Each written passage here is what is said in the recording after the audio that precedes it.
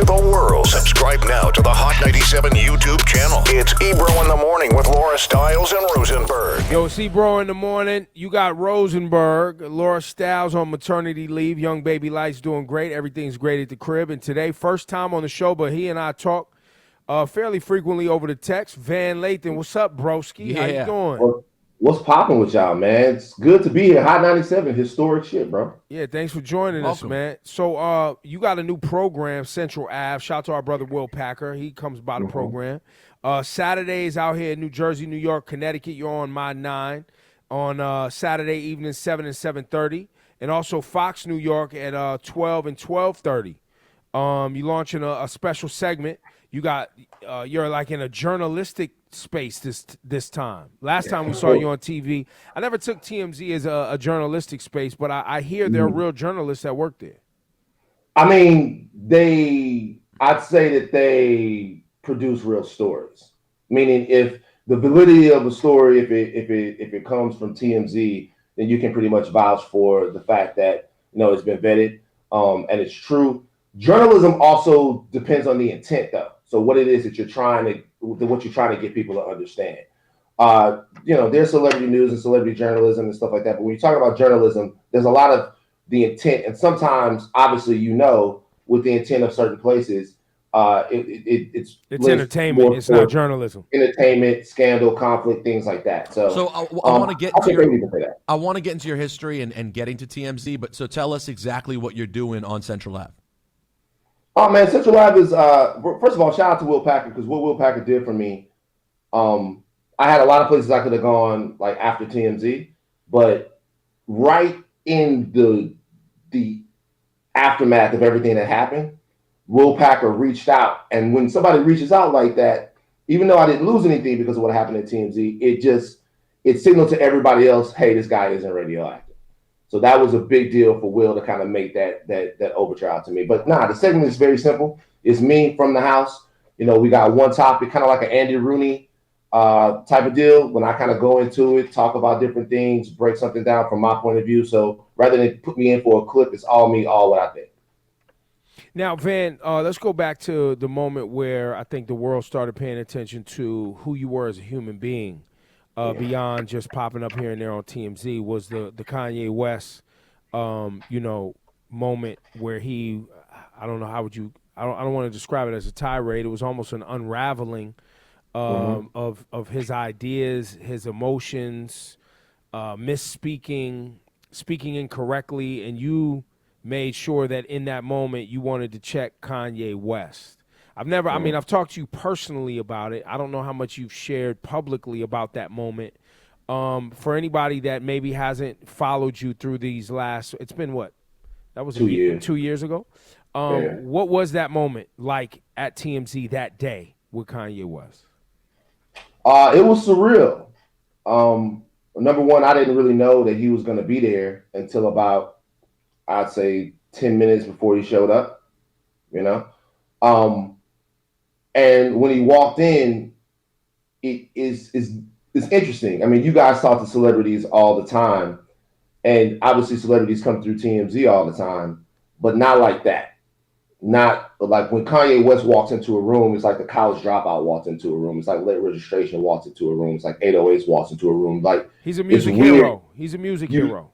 Right. You see the music. It's like, wow, there he is. And so anybody of that stature, there's a little bit of awe for a little while, right? There's a awe. There's a like, wow. They have to talk themselves out of that. They have to negotiate out of that to be a real human. And some celebrities do it on purpose, and then some do it on accident.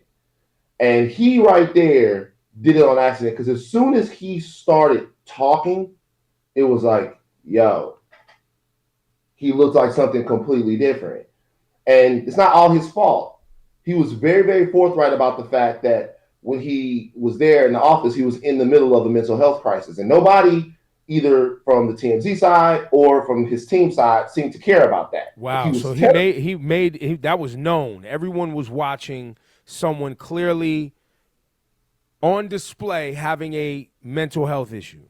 He was saying that while he was there, before he was saying, hey, I had to take this before I come here. I had to do this before I come here. But nobody seemed to care about that. And he did what was very predictable. He got up there and kind of lost his mind. Now, I'm not taking any of the accountability away from Ye for saying what he said. He said what he said. And he continued to say it. Yeah. And continued to say it and doubled down on it to a degree. But, you know, in that moment for me, it was it really was almost the last ounce of reverence that I had for fame, celebrity, or accomplishment. That was it. And from then on, it happened in that moment because I'm listening to him talk and everything that he's saying is fine. It's like whatever. And then he goes, 400 years, that seems like a choice to me. And I'm like, yo, nah, that's like my brain glitched up. Like I actually short circuited. Right. Because smoke started coming out. Yeah, that was the one where I'm like, yo, are you gonna be a sucker now? Like, and not even to have a grandiose to get up and to try to check this brother or disrespect him. I never want to have that type of energy with a black man. But I'm like, how much of the fact that he made you dance and made you sing along, how much are you gonna let that make you ingest that for that amount of time? So it went the way that it went. For the sake of this conversation and understanding who you are and have become your own entity, you're at this moment, you're an employee of TMZ. Mm-hmm. How much of you speaking out in that moment was about being a black employee in a workplace where a black powerful celebrity is saying things that you as a black man, not even about television, just as a black man who works amongst white folks needs to check this. This needs to be put in check in this moment so that other white folks don't see this and think that this is speaking on behalf of other black folks? There was a lot of that. But I will say this, that having worked at TMZ that long and having fought many battles, like many battles in the newsroom, I really care less about what they thought at that point. Like at that point in my career at TMZ, I think it had been 7 years. I actually almost lived to antagonize them and to call them out on things like that. Like I no longer cared kind of what they thought. Really, they were shell shocked too because there were things that Ye said that didn't make the final cut of the interview. Yeah, there were other things. There were other things that he said that were worse, seemingly. Well, I don't think that they're worse, but I know that had those things made air, we wouldn't be having any conversations about Kanye West. Why was he protected there? Well, I'm glad you said that. And I'm going to go there, Rosenberg, because I have my theories about TMZ, Harvey, and Kris Jenner. So I'm going to get to that. And now that Van doesn't work there anymore, let's see what he'll give us today. But keep going, Van. Go ahead. No. So, you know, all I'm saying in terms of that was basically that, so that stuff riles people up, but nobody's really saying anything. And I'm like, well, you know, it's their battle to fight, you know. And what ends up happening is, forget about everyone else. I just wanted to talk to Ye and let him know that I'm not too enamored with him to actually pull his coat a little bit. Right. And it wasn't even like, it's like, yo, my G, let me talk to you real fast. I know, and if you watch it, it's not, I'm not getting up there, yo, you Uncle Tom, you're cool, you're that. Right. Nah, I'm like, yo, my man, we still here. You're talking all of this stuff. You got Candace Owens in here. But I'm like, yo, we still here. And you talking over us right now, and you're talking about our ancestors. If we can't agree on nothing else, and me and you didn't talk about this, if we can't agree on nothing else, we got to agree that the ancestors survived so that we could sit here and cash checks, so we could have the opportunity to sell out. That's right. They were bought and sold with absolutely zero sort of they couldn't control it. Like they died so you can have the opportunity to decide whether or not you want to keep it real or not. So you can't come at them. So I've always thought, you know, and you know more about TMZ's origins probably than I do, Van.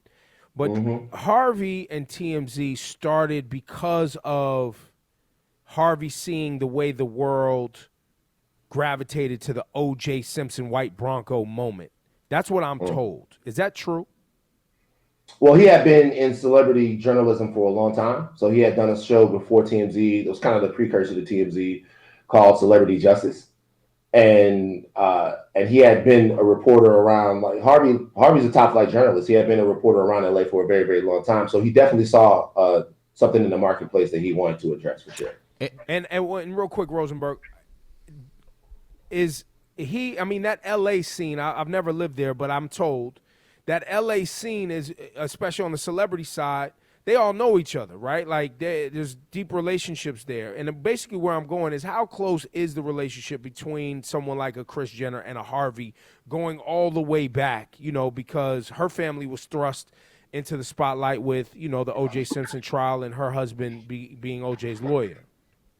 Yeah, I think he knew of her for a long time. I'm sure they knew each other for a long time, but there's nothing, I don't know if there's anything that they clicked up and started anything together, or that there was any sort of, you know, that they was in cahoots or anything like that with TMZ. TMZ started with Harvey and then a gentleman who's passed on right now named Jim Paratori, who was kind of like a really big deal in television.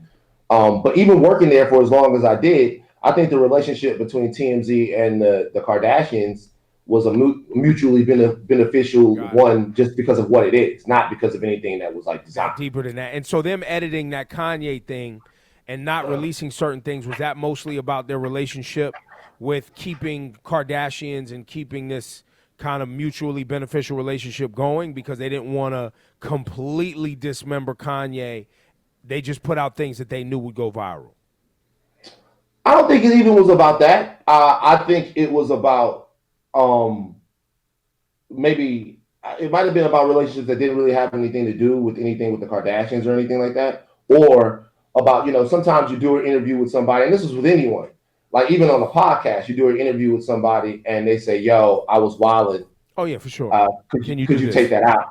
Yeah, and you go, okay, cool. And certain things they might ask to be taken out, and other things they might ask to not be taken out. And so I don't think it had it. So do you think somebody asked for y'all to take the other Kanye things out, but they was cool with that slavery's a choice stuff? I don't know. I just know that as far as that's concerned, I don't know. I don't know who asked for. You weren't in the conversations on. You weren't in the conversation on that. Nah, not at all. Of course not. Like, and I don't like. I had to go for a walk after it. I had to cool down. But I don't know. But I just know that in the end, it wasn't in there. So before the Kanye stuff happened, you know, I think a lot of us had always had a mixed relationship with TMZ. I mean, fuck TMZ. You know, I don't fuck with TMZ. I even told Van that. I was like, yo, I don't fuck with them at all. Well, yeah, I mean, but people go there and people might interact with it, but also think it's trashy or whatever you may think. But the real thing for me that got problematic was when Harvey went and had that interview with Trump at Trump Tower, right when he was elected, and he got an hour with him. And that has led to a lot of conversations about quid pro quo between Harvey and Trump, things Harvey might have on Trump that has not been released. Anyways, just you, knowing the guy you are now, how did you feel about the Harvey-Trump relationship? Totally betrayed. Totally 1,000% betrayed. And did you express it to him? Absolutely. What do you say? Almost on a daily basis. Well, explain betrayed. Why betrayed? Because of naivete, of being naive. Because, so I'll break something down to you. There's like this is the way I kind of look at this. So there is a difference between, well, I used to think that there was a difference between racism and then not giving a fuck about a group of people. And let me unpack that. So I grew up in the South where racism is very, very overt, right? They don't like you, they tell you. They trying to mess over you, they tell you. They do it. And they tell you it's because you black. They let you know. Signs up.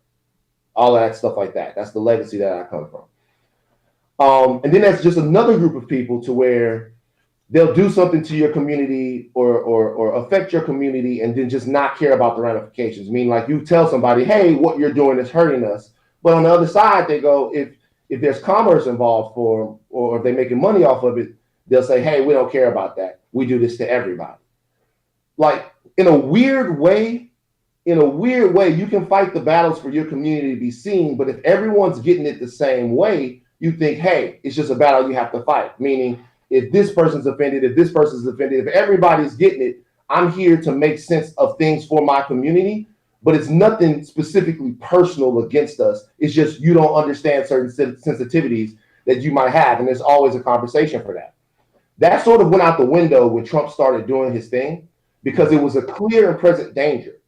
So there was no like, hey, we wrote this, it was insensitive. Hey, we don't understand this, it's insensitive. Or either we're going to put this up, but hey, everyone gets it the same, blah, blah, blah. There's a clear and present narrative here. And the narrative is white supremacy. It's clear. There's no way around it, right? There's no, we don't know how this goes, or we don't know the sensitivities here. It's right here. And we're telling you, yo, this guy's a racist. And not only is he a racist, but he is going to lead America down a path of open rebellion against so many institutions and structures that we've had before. He's dangerous. This is dangerous. This type of rhetoric gets people hurt and killed. This is dangerous. Okay? And you have somebody go, fuck it. And so that's the betrayal. And you have been working with people for X amount of time, and you really, to a degree, and by the way, not working contentiously all the time. Sometimes you go through something and somebody's there for you. Your dad gets sick and they are there for you. And you know what I mean? And you're like, well, they wouldn't do that, but then they did. And I'm not even sure if there's any real reason behind it other than the fact that, yo, my boy's about to be the president. Let me slide up closer to him. But when you can't make that point to somebody, when you can't be like, yo, this is going to hurt everyone, now you feel completely detached, totally detached. Like, really, I left TMZ in 2016. When that interview happened? Really. But even before then, because it wasn't just the interview, it was coverage on the site. It was all of this. And by the way, if you watch the show, everyone knows this. If you were watching the show, it was evident. The shouting matches that were being had on the show, the shouting matches that were being had in the meeting, but it was a situation that I feel like a lot of Americans find themselves in, to where it's like you go to work and you work with people that you vehemently disagree with or you feel like are hurting you, but there was really nowhere else for me. There was nothing. I used to talk to Killer Mike about this all the time. I'd be like, yo, dog, I got to get out of here. I got to leave. I got to do this. And he'd be like, well, what you going to do? Like, you're under contract for X amount of time. Like, you can't go work anywhere. Like, we need you there. Stay. It was really debilitating to my mental health. I'm serious. Like, for a couple years after that, it's a true fact. So, in retrospect, looking back at where Harvey was and TMZ was with the coverage of this celebrity, right? Because remember, Trump was a celebrity, is a celebrity that drove ratings, drove clicks, drove whatever prior to this. That then said, I'm going to run for president. That was his newest hustle. Achieved it and continued to be galvanizing and clickbait and, polarizing and all these things simultaneously. When you look back at that, what do you think the real agenda was for a TMZ or a Harvey in covering this ad nauseum and propping it up and acting like it wasn't dangerous? Was it white supremacy clearly? Was it a combo of this is my man and we're signing up for white supremacy? Was it economic? Was it tax breaks? What was it? Well, to his credit, well, I guess maybe not to his credit. I don't want to really say to his credit. But the reality is that Harvey got off the Trump boat real quick after the presidency started. Got it. And he really did. He seriously got off the Trump boat after the presidency really started and started. So he helped. So did he think he was going to win going into it? I didn't watch, so I don't know where he was at with it. I don't think he thought he was going to win, but that doesn't even matter, right? That to me that encapsulates the frustration of being black. The frustration of being black is that we see the danger and then we sound the alarm and nobody believes us about the danger until we're physically being impaled by the sword. And we go, yo, we told you guys down the road that this was happening. Like, we told y'all. And look, now we bleed. So nobody cares about how dangerous cops are. We've been talking about how cops treat us for generations. Nobody cares until it's on video of us getting splattered everywhere. Nobody cares until then. We've been telling y'all we've been getting beat up and being over-policed, and it's a military unit in our communities forever. But nobody cares. And the FBI is telling you there's white supremacists actively in the police organizations operating. Right, but we got to get our head bust on camera for you to know that there's a problem. And so with the Trump thing is like, yeah, when Trump got into office, I don't think a lot of people thought that he would actually continue some of the things that he would do, but he told you what he was going to do. That actually made me even madder. And so what ended up happening was we couldn't have a conversation inside of the newsroom without me reminding him that he supported him. And after a while, there was nonstop friction between us because he would say something and I'd be like, nah, don't say that now because we told you guys what was going to go on. So, but I mean, I guess to your question is, I don't think that he thought that there would be that Trump would be the same guy that he was as president that he ran on. Number one, I don't think he thought he would win. Number two, and he had just known him for a long time. But see, none of that matters to me. I don't give a fuck about that. I'm telling you right now, I'm in danger. I'm telling you right now that the country's in danger, and I'm expecting you to be like, okay, cool, or at least hear me out or understand what we're talking about. And just when you black, when you a woman, when you whatever, it all too much, they don't listen until it's too late. Well, often you don't have, in their eyes, you don't have credibility, right? You don't have credibility and knowledge. And well, respect. You're also asking for empathy. And a lot of people don't have empathy. And Harvey, like a lot of people, was just thinking about what's the next thing for him. And at that time, that was, I have an opportunity to be close to this guy who's going to get us so much. Van, you're probably wilding out. Black people are paranoid. Jews are paranoid. Everyone's worrying. It's going to be fine. And they helped empower him. And here we are. I mean, And by the way, this is the thing. By the way, I'm right there in the office, and then I'm looking, and there's just so many things. Very transformative time in my life, if I'm being real.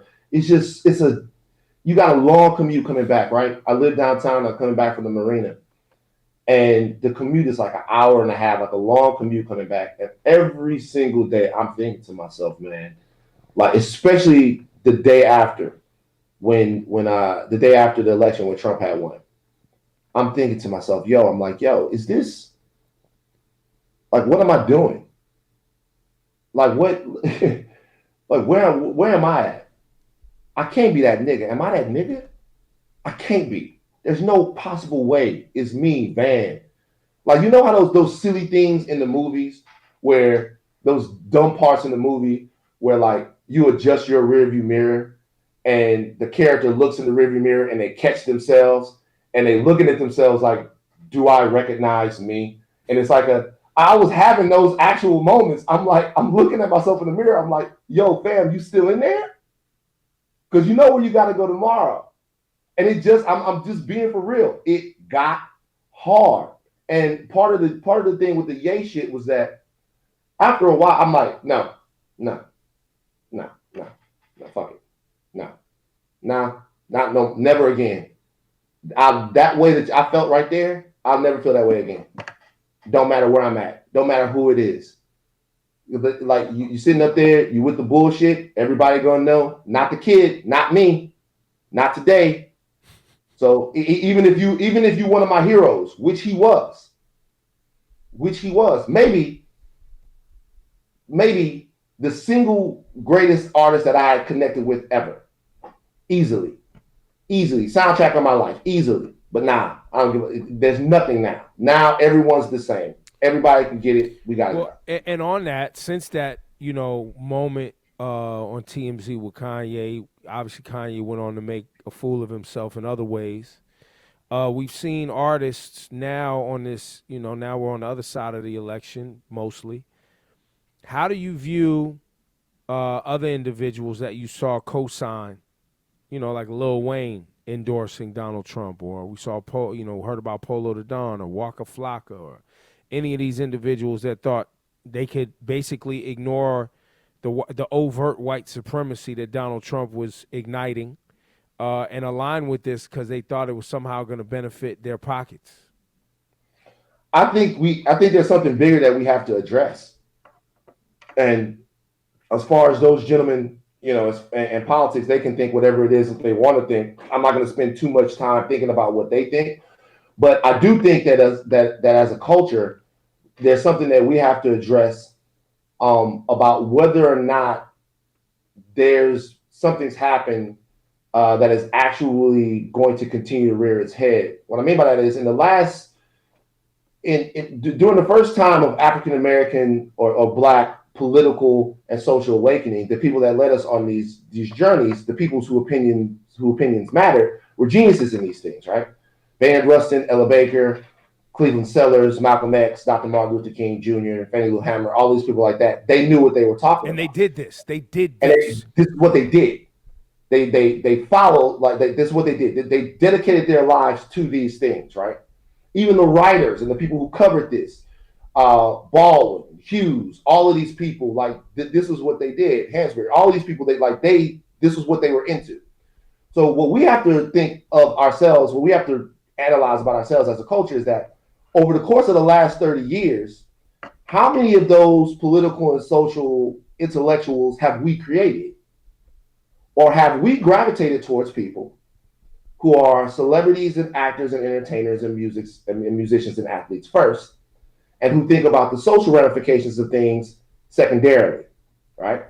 And if we've created those people and exalted them, then number one, we're over caring about their opinion on politics and letting it be over influential. And then number two, we're also putting our faith in people who are probably low information. Now, I can't say that for sure. Well, what you can say is this. But you're right. Well, you're right. And what you can say, and we talked about this on the show the other day, the gravity, the weight we give to social media and an artist with a platform and a following, and them saying something about politics or socially speaking, clearly isn't the same weight that voters give it. Sure. And clearly isn't the same weight as Black voters give it. Absolutely. Because based on the election, motherfuckers didn't give a fuck what them people was talking about. Though Kanye's 60,000 votes the wrong way could have cost this election. But they got 60. Yeah, if it was in a specific state or whatever, but it was nationally, and it was spread out all over the place, and it didn't mean anything. No. And I think it is what you're saying, Van, is absolutely correct, but it's also an opportunity for all of us that do this, what we're doing, which is cover these things, is to say the next time around, whether we agree with the person or not, but to understand that on the ground, in the counties, in these small nooks and crannies of America, the voters, we need to speak to them. Absolutely. We need to pay attention because Detroit, Milwaukee, Philly, Atlanta, they're not playing any games. Those Black voters are focused, and it was framed very nicely in this current election how much power, Black power, there is in voting. Yeah, they knew what they wanted, and they knew what they wanted.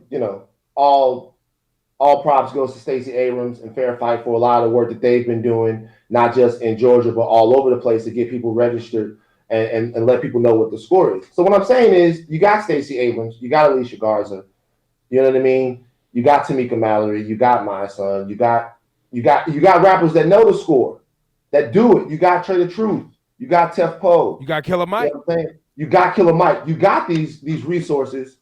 Use them. And that's not for me to mute anybody else's voice. But you have to ask yourself, if you take Wayne, for example, if somebody has set out the whole game and then they want in the ninth inning, right? They want in the fourth quarter, right before it's time to go do what it is, to just come out of left field with something. You got to ask yourself, what's with that? Like, what's the deal? Like, it's right before. Like, what's with that? And so I think that we need to do a better job as a culture. And for a lot of the people out here that are rappers or entertainers or voices, find somebody who's on the ground right now and prop them up. Don't always be on CNN. Or if you go on CNN, bring your people with you. It's people that need our help that's doing this work. And they just didn't just start doing it, bro. They've been doing it. Right. And they can actually be effective and make sense and really know what's going on. Right. I mean, Kim Kardashian, no smoke whatsoever. No smoke whatsoever. She's doing her thing, right, as far as the prison reform and stuff like that. It seems like she cares. But, like, Brittany Barnett and the rest, like, they've been doing this work for years. Mm-hmm. And after it becomes out of style for some people, we still don't need them to do the work. So the point is, like, invest into the things that you can actually, like, grow with. And I think it's always easier to grow through the grassroots. That's all I'm saying. Van, you also, I follow you on social media. You've been very vocal, not only just during this election, but just always intellectually trying to have a better conversation for black folks around a lot of topics. In watching trends right now and kind of piggybacking off what we were just speaking about, I do believe and I feel, I mean, tell me how you feel, that being informed is where people want to be right now. Absolutely. I think people are starting to realize that there are way more pernicious elements in society than they thought that there were. I mean, even in their food, people are, everything's changing. Like, people are understanding that there's something lurking around every corner, so they want to know what it is. I agree with you. And on Central Ave, the show that you guys are doing, when you guys dig in, tell me how you guys are digging into things, because it is just not about entertainment. Right. What you want to do is you want to give cultural commentary, but you also want to fight disinformation, right? And not misinformation, but disinformation. I talked about this on Revolt Black News yesterday with Soledad and Ebony. And misinformation is getting something wrong. Disinformation is getting it wrong on purpose. Soledad O'Brien said that, and it's just an amazing observation. And so what you want to make sure is that people are informed with the right information intentionally. You're intentionally giving them the right information. Because remember, one is a mistake, the other is a crime.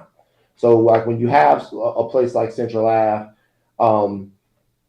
with people who know what they're doing, like Will, like Sonya, like Jaleesa, people who are well aware, been in this game for a long time, it's about kind of cutting through some of the things that people are talking around, and giving them a truth that they can glom onto. They know that you're intentionally being truthful. And telling an intentional truth it's priceless, man, because that's how you build value with your audience. People know that you're not just trying to get clicks. By the way, don't get me wrong, we want people to watch. We have two beautiful women hosting the show. That's obvious. You want people to watch. But that's also why I said I think it's cool. It's in style, as you said, to be informed.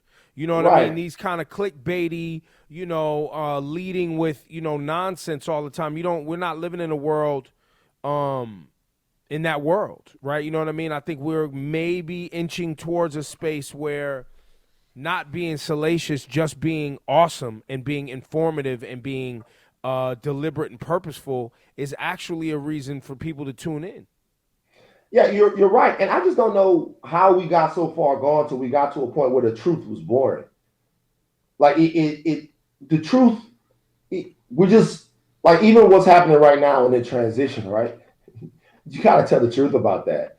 The truth about that is that Donald Trump lost, and he's actively trying to ruin America. Like, he's actively trying to take he's not trying to take his ball and go home. He's trying to take the whole court. Correct. And so you can't, there's no way to talk around that.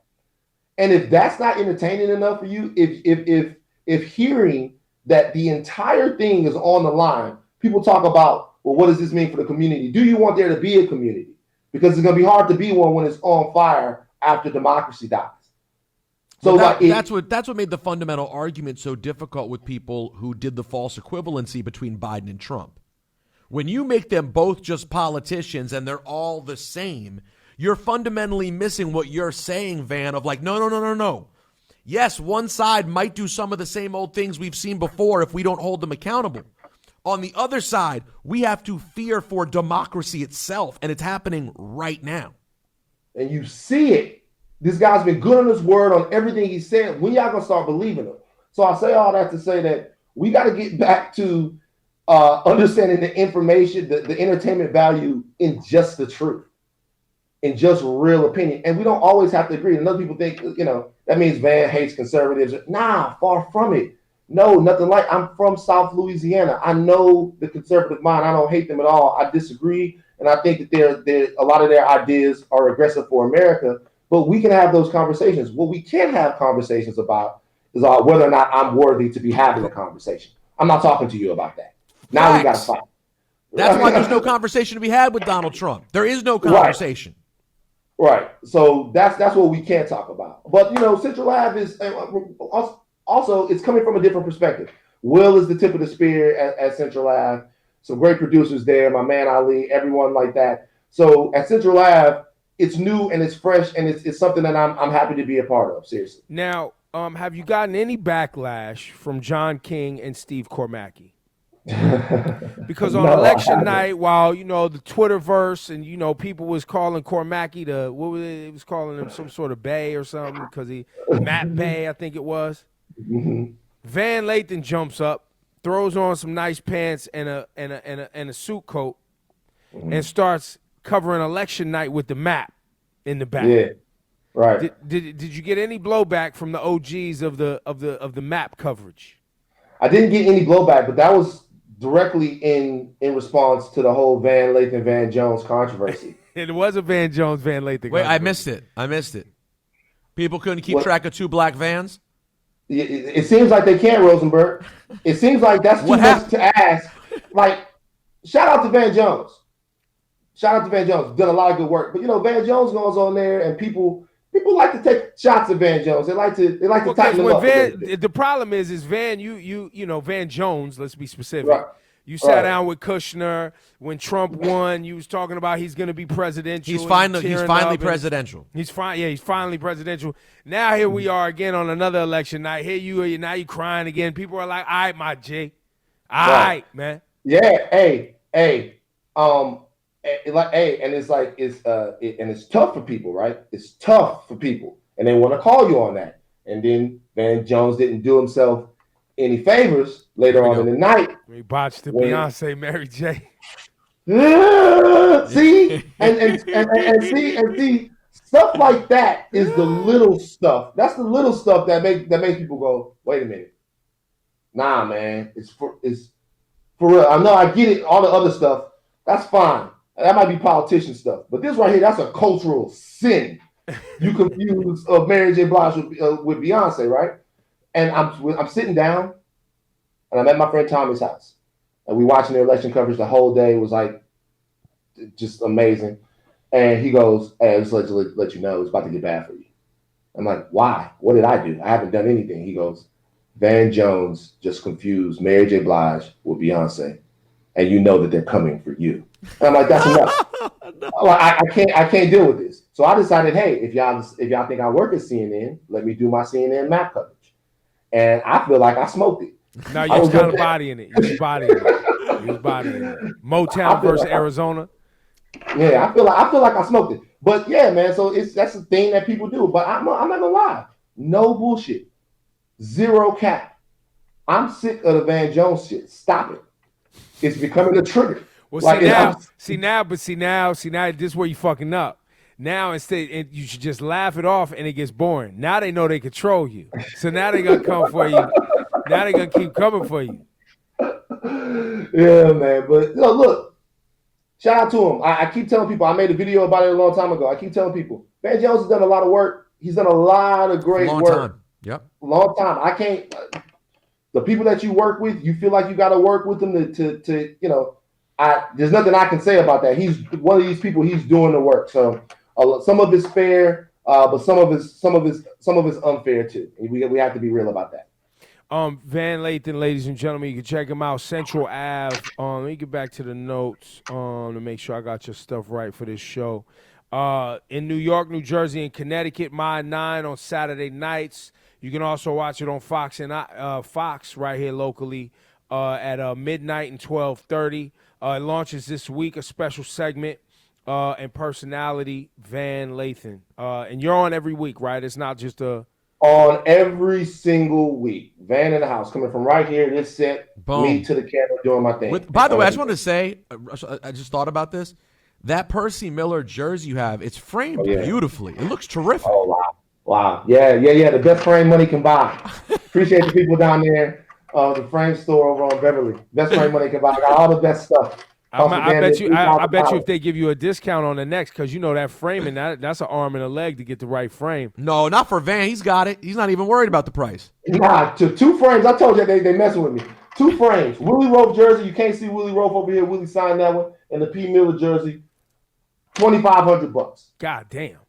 And I was too. This is what happens. I was too embarrassed. Like I have broke nigga PTSD. So I don't want to ever get to the cash register and act like I can't pay for something. Man. So once you get there and they're like, hey, so if you're like, okay, that's what I thought it was going to be. Right. No problem. Yeah. But yeah, they framed them beautiful though. Fantastic. They did great. Yeah. Yo, congrats, Van. This is a dope show, man. Excited to watch it. I appreciate you guys, man. Yo, Van, we would love to have you back on, man. You know what I'm saying? Whenever y'all want, bro. I know you was laying low for a while because I was coming for you. I was like, yo, Van, after you broke from TMZ, I was like, yo, I want you on here so we can shit on TMZ. He was like, yo, chill, my guy. Chill. Give me a minute. He was like, chill. I was like, yo, man, I'm ready. I hate them motherfuckers. Yo, that's why I don't never go on there, man. That shit is trash, bro. And I know that. And you know what? Unfortunately, for anybody that works over there, man, I inadvertently have probably hated you too, and it ain't your fault. You just got their stain is so real, Van. To be full disclosure with you, and Ebro remembers me saying this.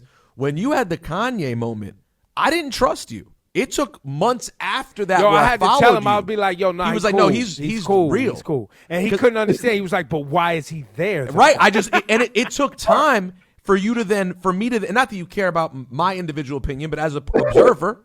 After a while, I was like, oh, he's just a real good dude who happened to work there. But their brand is one that if you're an aware person, like you had when you worked there, there's issues there.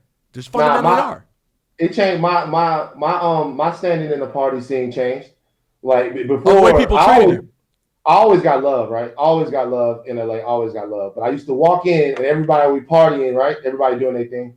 And it was like, what's up? What's up? Hey, man, hot day. Hey, you put that away. Right. Yeah. The TMZ snitch is here. Hey, chill, bro. Chill. You talking too loud. Chill. Look, it's that guy. Hey, dog, love you. But after the Ye shit, it was like, oh, my God, bro. Right. We didn't know. Hey, man, cool. You want some cocaine? No, I'm like, no. I'm good on the coke. I'm good. Yo, Van Jones, thank you, man. No. Man, chill out, bro. Chill out, man. Yo, please say you were joking. Chill out, bro. Van Lathan, thank you, bro. He know I'm playing. Peace, man. Peace. Yo, I love you, bro. Be good. All right, my man. Hit me up. Rosenberg, good to finally meet you, my Hey, pleasure, man. All right, later. All right, my dude. Peace. Yeah.